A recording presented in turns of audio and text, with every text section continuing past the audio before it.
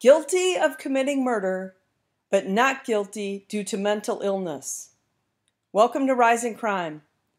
On May 2nd, 2018, then 29-year-old Seth Herter was charged with killing 55-year-old Christopher McCarthy with a samurai sword in St. Louis, Missouri.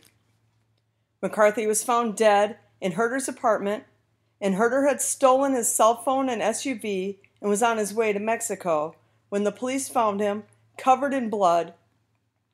He admitted to the police that he had killed McCarthy. Now, this is a case that on the surface appears to be slam dunk.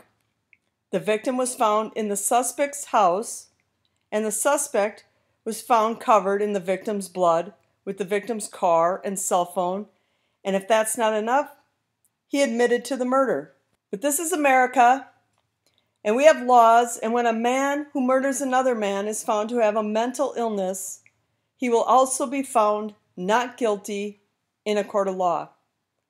So in spite of all the evidence and admission of guilt, Herter was acquitted of first-degree murder, armed criminal action, and 2 counts of stealing, and committed to a mental hospital.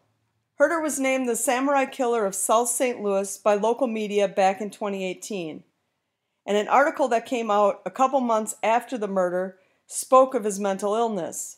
Herter had referred to himself as the White Rider in online posts, a reference to the 4 horsemen of the apocalypse, and thought he was the Antichrist, until he was locked up in a St. Louis Justice Center and placed on antipsychotic and mood-stabilizing medications.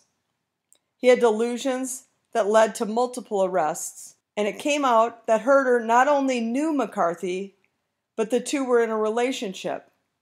On the day of the murder, Herter called him over because he thought people were in his walls and furniture and he needed help clearing them out.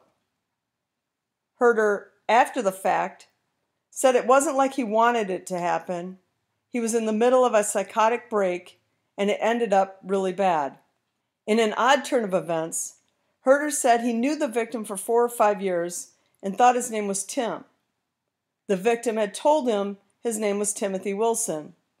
He was blown away when they told him his real name was Christopher McCarthy.